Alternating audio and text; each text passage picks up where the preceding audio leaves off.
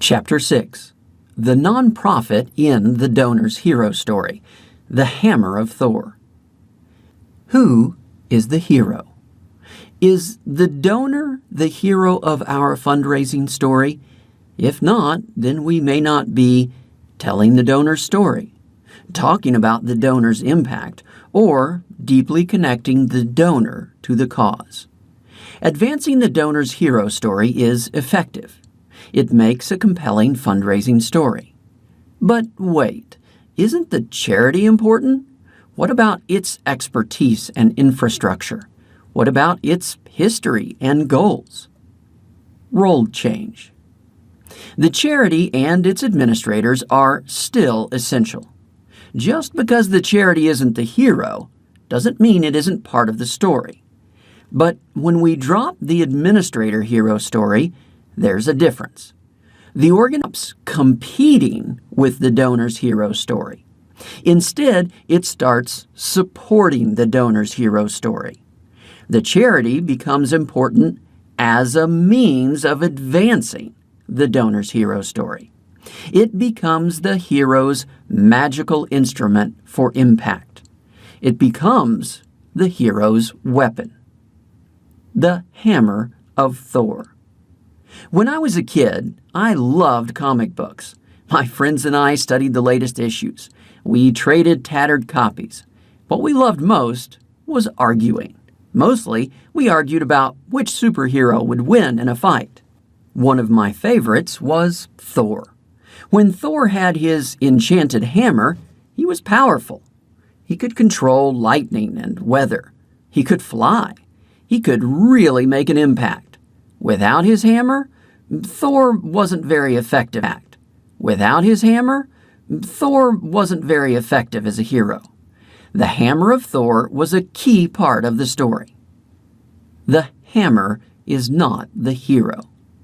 Thor's hammer is powerful. But what does it do without Thor? Nothing. Thor's hammer is cool, but nobody ever cheered for the hammer to win. The hammer isn't the hero. In the hands of the heroic donor, the effective nonprofit can be a powerful hammer. With the right hammer, the donor can make a massive impact. The hammer is important, but the hammer isn't the hero. The hero's journey. In Joseph Campbell's monomyth, the hero takes a journey. The hero's journey begins when the hero is forced to make a choice. The hero leaves his ordinary. He embarks on an adventure to impact the larger world. Often, a guiding sage delivers this call to adventure. But the guiding sage role continues after the call to adventure. The guiding sage provides help, advice, and direction along the way. This ongoing role is also common in hero movies. Consider Obi-Wan Kenobi, original Star Wars, Morpheus, The Matrix, or Gandalf the Grey, The Hobbit. These guiding sages forced a choice to start the adventure, but they also helped along the way. The guiding sage provides the hero's weapon. The guiding sage can help in several ways. She may introduce the hero to friends and allies. Often, she gives a powerful instrument or weapon to the hero. Obi-Wan gives Luke. Gandalf shows Bilbo how to get the magical ring. Morpheus trains Neo to fight. Dumbledore gives Harry Potter an invisibility cloak. These tools aren't just for fun. They help the hero complete the journey. They empower the hero. They magnify the hero's impact. The instrument encourages the hero to make the journey. It makes the adventure feasible. Could I be an epic hero? I don't know. I'm a little unsure. But what if I had Luke Skywalker's lightsaber? What if I had Harry Potter's invisibility cloak? What if I had Thor's hammer? That changes things. The powerful instrument makes epic heroism more achievable. The fundraiser as monomyth guiding sage. The effective fundraiser plays an archetypal role in the donor's hero story. This role is the guiding sage. It's the sage who challenges with a choice. The fundraiser challenges the donor to look beyond the ordinary, self-focused world, calls the donor hero to impact the larger world, advises and guides the donor during the heroic journey, and provides powerful instruments that help the donor complete the journey. Forging the donor hero's weapon.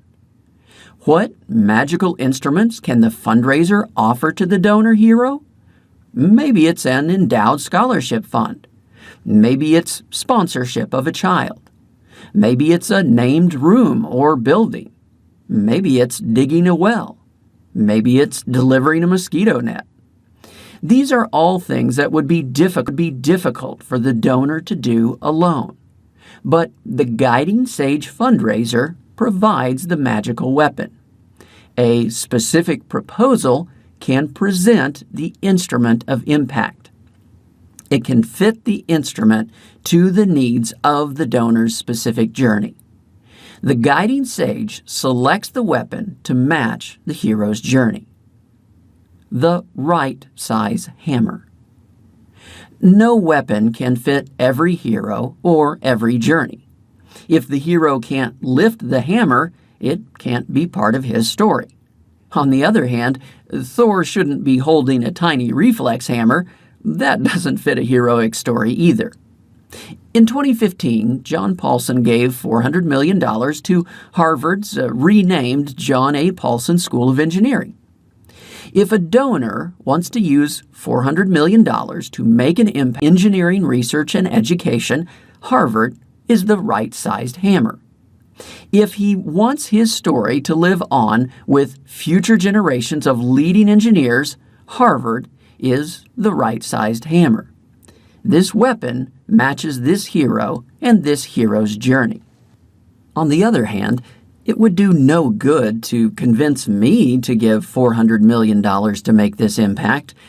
It's a really nice hammer, but it's the wrong size. I can't lift that hammer. It can't be part of my hero story. Suppose $50 provides mosquito nets to people in need. I can lift that hammer, but it might be the wrong size too. If I can lift it too easily, it's not that heroic. It's a cute hammer, but it's too small to really advance my hero story. The hammer is not the hero. Is not the hero. In comics, the hammer increases the hero's impact. In fundraising, the nonprofit is the hammer. It increases the donor's impact. The fundraiser's goal is to get the hero to pick up the hammer and use it. To accomplish this goal, it's fine to talk about how great the hammer is. But be careful. The goal is to sell the hammer to the hero. It's not to sell the hammer as the hero. Talking about the wonderful charity is fine, but don't slide into telling the administrator hero story. That's not the goal. The goal is to show how great the nonprofit is as an instrument for the donor hero. The message is, imagine the impact you could make with this great hammer. You could use it to accomplish. The message is not, look at the great things this hammer has done. Don't you want to honor the hammer's greatness with a donation? Same facts, different stories. The administrator hero story looks backward. It honors the past heroism of the charity and its administrators. The donor hero story looks forward. It shows how the donor can accomplish new heroic things. The charity can be a powerful weapon in the donor hero's hands. The charity appears in both stories. The facts can be the same, but the story is different. Suppose a charity has an impressive history. That fact can be part of either story. Administrator hero story. Look at our grand history and all that we have done. You should give us money because we are so. You should give us money because we are so great. Donor hero story. Look at what we have helped these heroic donors to accomplish in the past. You were just like them. We can help you make a lasting impact too. Both messages include details about the organization. Both share examples of past impact, but the stories are different. One tells an administrator hero story. We are great. See all the great things we have done? The other tells a donor hero story. We are a great instrument for you to use. Other donors like you have used this instrument to accomplish great things. Same facts, different hero.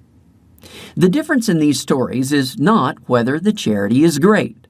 The difference is the hero. In the donor hero story, the donor is the agent. The donor makes the impact. The donor uses the otherwise inert instrument, the charity, activated by his gift. The charity has a role, but the donor makes the decisions. In the administrator hero story, the charity is the agent. The charity makes the impact. The charity uses the otherwise inert instrument, the donor, activated by its inspirational mission and accomplishments. The donor has a role, but the administrators make the decisions. Mission drift problem? Won't advancing the donor's hero story send the organization off course? Doesn't helping donors prevent a narrow focus? No. Let's return to the story. The charity is the magical instrument or weapon in the hero's journey.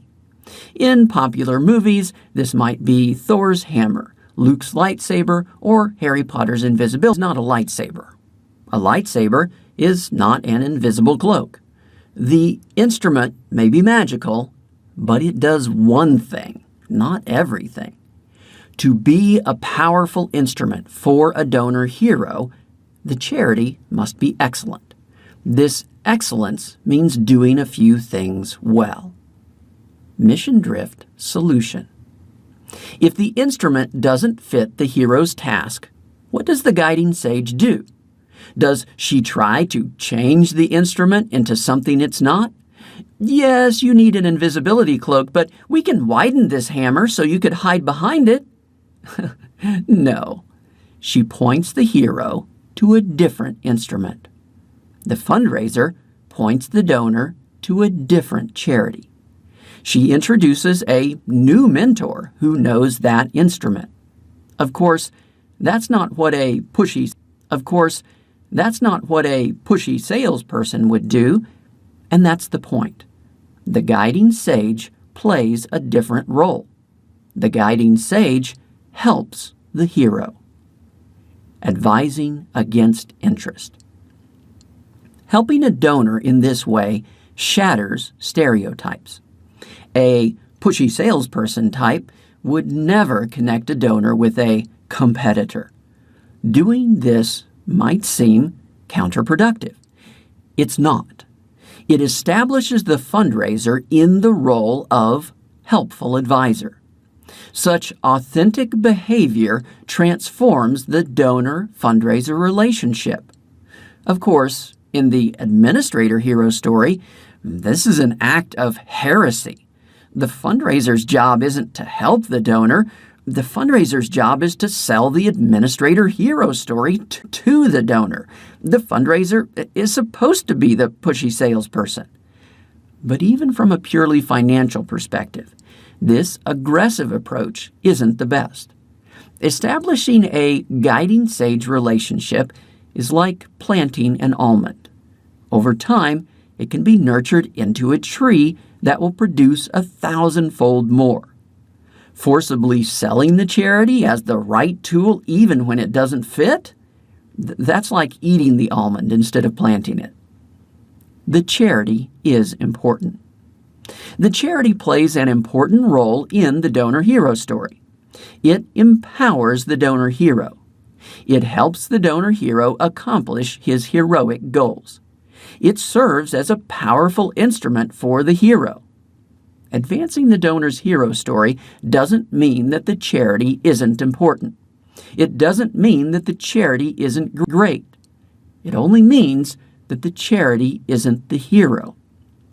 The facts about the organization are the same in both stories, but the story changes. The story is no longer, "Hello, we're great. Can we have some money, please?" Instead, the story becomes, "You can use this great instrument to make a personally meaningful impact. Pick it up. Use it to do great things." In fundraising, the right story with the right hero leads to the right results. However, there can be another barrier to the donor-hero story. Sometimes the problem isn't having the wrong hero. Sometimes the problem is having no hero at all. Character, charity strength, or charity need. There are many archetypal characters besides the hero. However, only and the caretaker. In fundraising, either story can work, but each works for different gift sizes. The donor caretaker makes small, dispersed, caring gifts. The donor hero makes large, concentrated, transformational gifts. In each story, the charity plays a different role. In the hero story, the charity's role is one of strength. The charity is the donor hero's powerful instrument. In the caretaker story, the charity's role is different. Charity strength can be a problem. Why would the charity hold wealth when there is immediate need? Why focus on the charity's long-term stability when others want help now? Instead, charity need can fit this story. The charity has a financial crisis. What happens? The sympathetic caretaker crisis. What happens? The sympathetic caretaker responds with help. Experiments, charity strength or charity need. The organization story can be one of need or strength. In either case, it should match the story archetype. One experiment tested this. The fundraising message included a reference either to the charity's need or strength. The charity need message read, "A survey last year found that this charity received financial support from 5% of our local community. However, a recent survey last month showed that this charity is supported by only 1% of our local community." The charity strength message replaced only 1% with over 10%. Which version worked better? It depended. One headline emphasized the donor caretaker role. It said, "Be compassionate to those around you. Make a difference." With this headline, the charity need message, only 1%, worked twice as well. Another headline emphasized the donor hero role. It read, "Be proud of what you can do. Make a difference." With this headline, the charity strength message, over 10%, worked twice as well. Matching the charity role, strength versus need, with the donor role, proud hero versus compassionate caretaker, worked. Practice.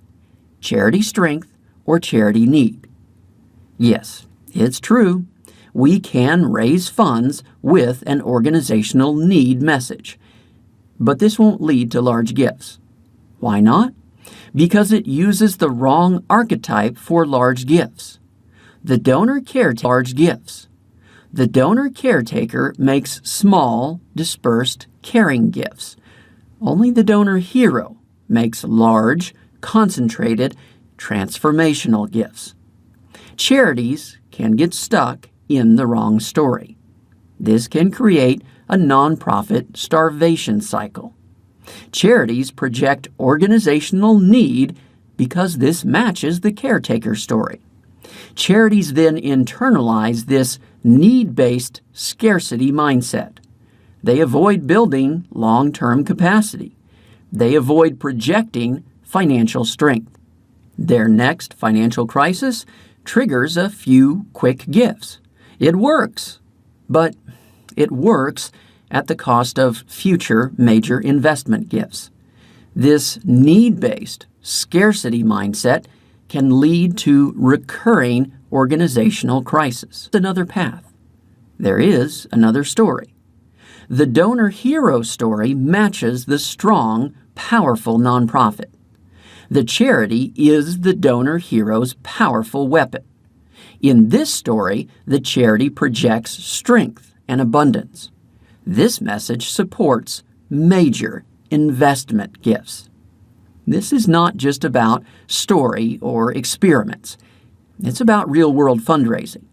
The largest donations go to the largest, often wealthiest nonprofits. These are strongest link gifts. These donors give to the best. Conclusion. Powerful fundraising starts with the right story. For major transformational gifts, that story is the donor's hero story. The charity plays an essential role in that story. Donor's magical instrument or weapon. A donor hero wants the strongest, most effective weapon. That weapon helps him make the biggest impact. The charity is an essential part of this story. It's not the hero, it's the hero's hand.